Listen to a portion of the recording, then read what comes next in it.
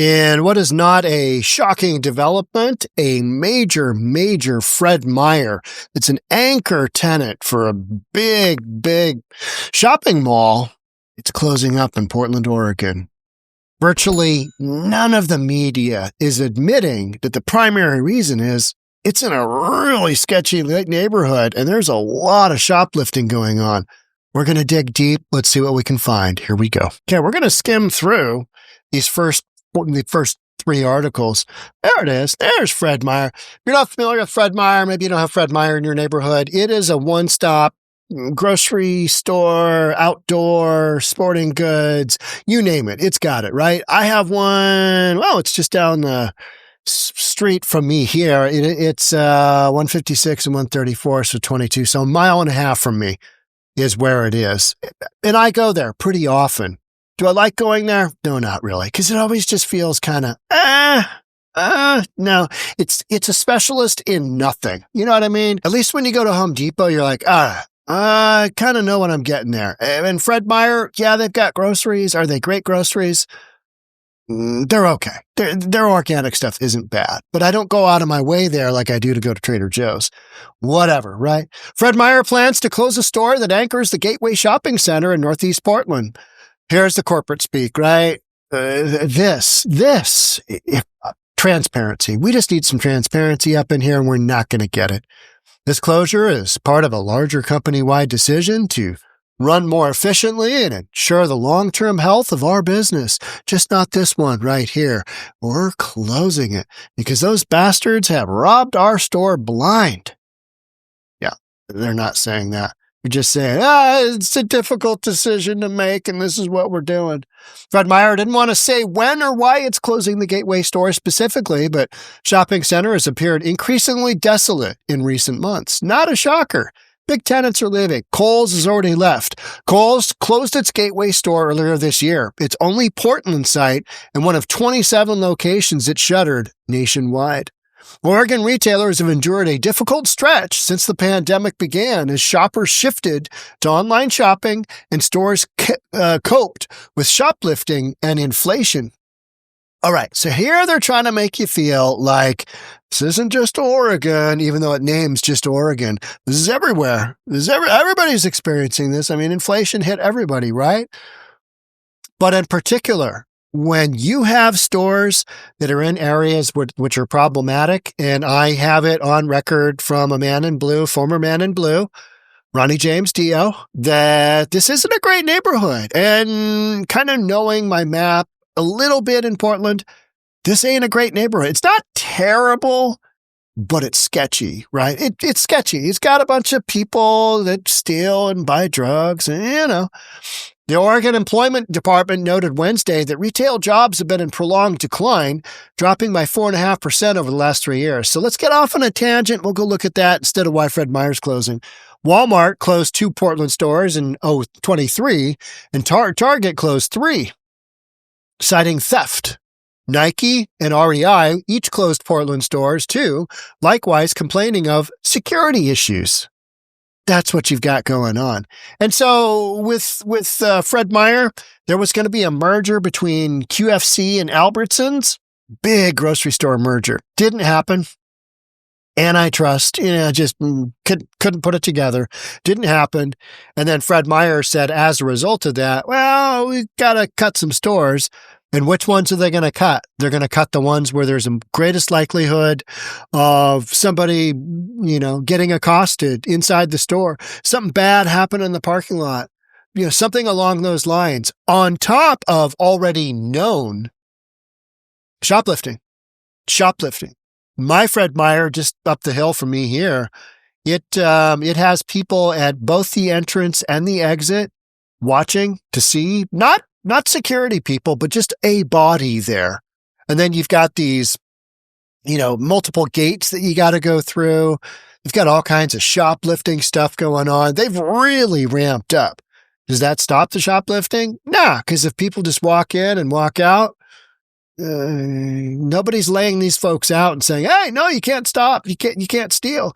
Last month, Kroger, the parent company of regional grocery chains Fred Meyer and QFC, announced plans to shutter approximately 60 stores Chain operates more than 2,700 stores, including 59 QFCs and 132 Fred Meyers.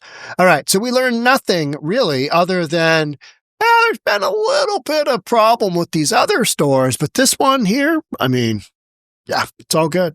It's all good. Gateway Shopping Center was one of the region's first car-centric, suburban-style shopping centers. Built the plaza in 1954. Grocery store owner Fred Meyer, built the plaza in 54. The area was most recently anchored by Fred Meyer and the now closed Kohl's. So Kohl's left. Fred Meyer is on the outs.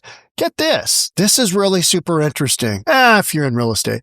In June, commercial real estate firm CBRE listed Gateway Shopping Center, the shopping center where this Fred Meyer is being closed down, for sale at $50.8 million or $44.8 million without the vacant Kohl's site. You know what? Let's move on. Fred Meyer to close Portland Gateway store permanently. Okay. Why? Well, we get the same corporate speak nonsense here. Impacted employees. So we got nothing in this second out of the third article. There we go. Difficult decision. It's a difficult decision. How many times have we heard that? The reason is you got too many people stealing from the store. And local officials don't address crime on the streets. They don't address crime in the area. And nobody wants to have a big corporate liability of an open store if you've got some nut job comes in and starts shooting people. Because that's the kind of neighborhood you've got. You've got shenanigans happening on a regular basis. Let's watch this quick video here. Shop as Fred Meyer announces it's closing its long-standing Gateway grocery store. And employees got that notice today that the store will close coming up in the fall. Good evening to you, and thanks for joining us tonight for KOIN 6 News at 11. I'm Elizabeth Din.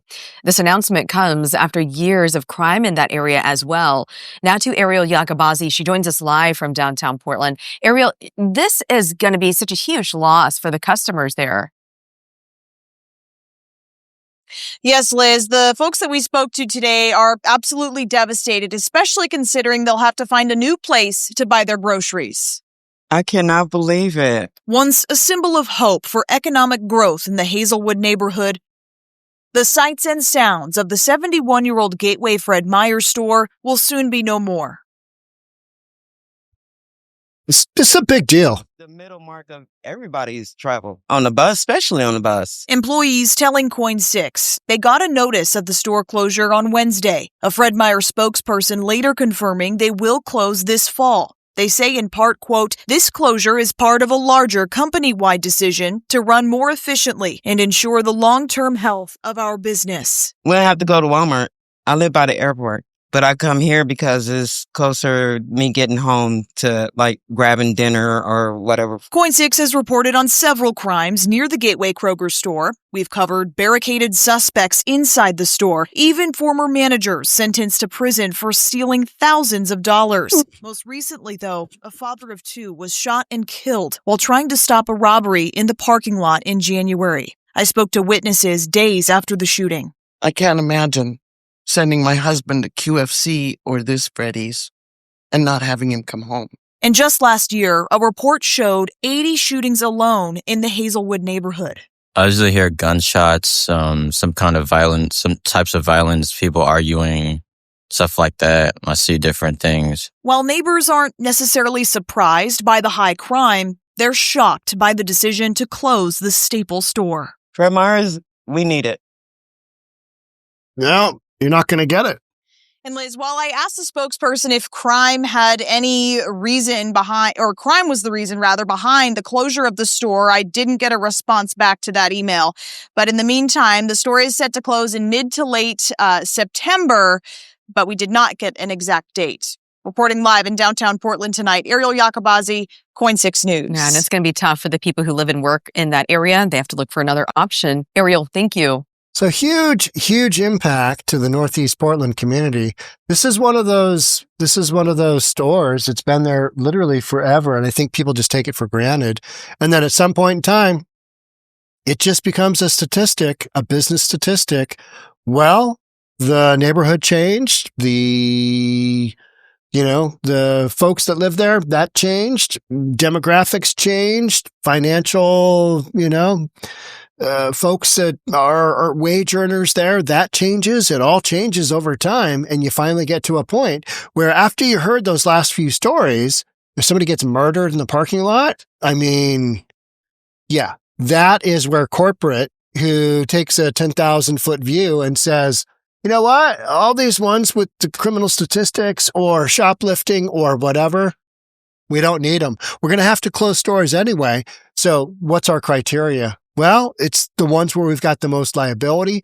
And that, to me, is the essence of what a lot of these store closures are when you're hearing corporate not really coming out and stating, hey, that location is terrible. We are getting robbed blind. They can't come out and say that because they're operating other stores in the city, in Portland. So they can't just rag on Portland's terrible. Yeah, but you got all these other stores. Yeah, I know, but they're not in that neighborhood. You can't just stick their foot in their ass, right? I mean, you can't do that. You still got to operate within the confines of the city that you're in. You don't want to badmouth that city. Some businesses who have, if they're not going to do business in, say, Oregon, they'll rip it on the way out, just like worst ever. But most businesses won't, because they know there's a probability if they've had a business there once, maybe they'll have one there down the road. Maybe Portland will get things squared away and get it figured out. But here's a unique twist to this one. Okay. Northeast Portland Shopping Center hits the market at $50.8 million, listed at $50.8 with the former Kohl's store, or you can buy it without the Kohl's store, $44.8 million. So almost identical to Portland's Big Pink. That's the massive skyscraper that looks pink in color because of the exterior. The property that we're talking here, the Gateway Shopping Center, which Kohl used to be in and Fred Meyer is currently, but soon not to be in, is 96% occupied. So you can have Big Pink, which is going to be, I think, 75% vacant or 25% occupied, $45 million. Or you can have this shopping center at $44.8 million, a hair under Big Pink, but occupied at 96%. Which one you want? Shopping center that you could get killed in the parking lot, or the, high rise that you could get killed, arguably on the sidewalk. Yeah, not inside, guarded.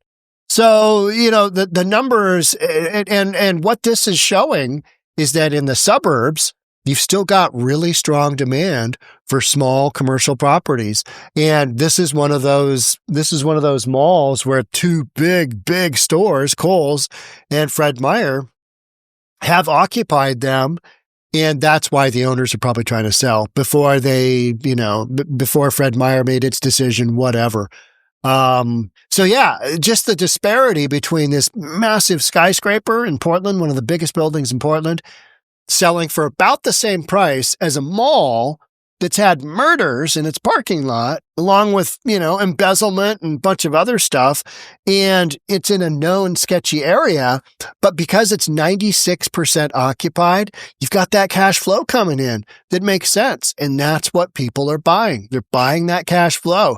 They could give a crap about, safety to a certain extent. But if you're the store owner and you've got to have people in there of your own, mall owners don't necessarily have a big presence. They just manage it and they have a property manager come in. So they just take the money and say, thank you. Next month we'll see you again. Whereas a Kohl's or a Fred Meyer, they've got employees, they've got management, they've got customers. And they, believe it or not, don't want to have husbands leave their wives, dads leave their kids, go off to buy the family groceries, and end up dead in the parking lot of a Fred Meyer. So, you've got some give and you've got some take. The Lord giveth and the Lord taketh, right? So you've got a couple other comps in the market. So you've got the Milwaukee Marketplace, New Seasons Market on Southeast Oak Street, Purchased by Dallas Lincoln Properties in February for $39 million. Another small shopping center like this. California-based Jarity Group also purchased the Oswego Town Square, Lake Oswego, suburb of Portland, in March for $49 million. So you got $39 million, you got $49 million, and then you've got, somebody saying that grocery-anchored shopping centers are the most favorable class asset on the retail sector. Most favorable class asset on the retail sector. I thought that was really, really interesting. Historically speaking, there are less than half a dozen grocery-anchored retail properties throughout the entire state of Oregon and Washington. So I think that's what drives interest. And 96% occupied, you've got that cash flow coming through, regardless of who gets murdered in the parking lot. Another dude got murked. Okay, all right, terrible, but how's that rent check coming? You know what I mean? It's just driven by money. And how many millions of dollars is the new owner of Big Pink going to put in? A bunch, kind of getting things squared away. And that's a downtown Portland versus the burbs where we're talking about here. We're talking about the rough burbs here, right? We're talking about rough burbs. People getting killed, shoplifting, people on drugs, all that sketchy stuff. That's what this is. And even still, it's about the same as a big high rise in downtown Portland. And that tells you how bad downtown Portland is. Because that whole work from home thing, and you know the drill. It's a wild, I could have that or I could have that. I remember my ex-wife telling me she went and bought a car before we started dating. I think we started dating when I was 21, 22, something like that, pretty young. She's 6 years older, so I think she was like 28 at the time. I know. Cougar, right? Yeah. But I remember her telling me that she had this 𝗧𝗓𝗧𝗔𝗠𝗣𝗦. She had a Camaro. And it was 6-cylinder and it just, T-tops. It was cool. This was 1990 something, somewhere in there, right? 91, maybe 92. And she told me, well, my dad took me through the car lot and he said, hey, you could have this really nice Toyota Corolla, or you could have this 𝗧𝗓𝗧𝗔 for another few $1,000s. Which one are you going to have? Are you going to take the pink, nice-looking high-rise in downtown Portland? Or are you going to take kind of this ratty shopping center that's got better numbers, that's more practical, it's got the cash flow? Which one do you want, Monica? And she chose the 𝗧𝗓𝗧𝗧𝗧. That's what she did. So we drove that bad boy around until my son Kieran came along and we're like, gotta sell that car because that car is not a family car. Let's go. And I think we took over like my Ford Tempo. Yeah, I think that's what we did. Oof. Yeah. Young family years, right? But yeah, this is what's going on in Portland. You got some crazy stuff going on. And unfortunately, the people of Portland are having to deal with, they're basically having to deal with terrible policy because nobody's doing anything with all these criminals running around whacked out on drugs and homeless people just running around. Nobody's doing anything about that. And as a result, big corporate says, thanks, but no thanks. We are out of here. We're closing this bad boy down. And that's how that goes. And that's why Portland's had as many closures as it has had. Downtown Seattle, as many as it's had.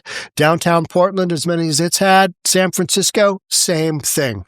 It's the result of policy or lack thereof, where people don't feel safe going to a freaking grocery store. You might get capped. Did Daddy make it home from the store? Thank heavens. Jimmy's dad down the road, it didn't work out that well for him. Wild stuff. All right. That's it for me. Thanks so much for being here. I'll catch up with you in the next one.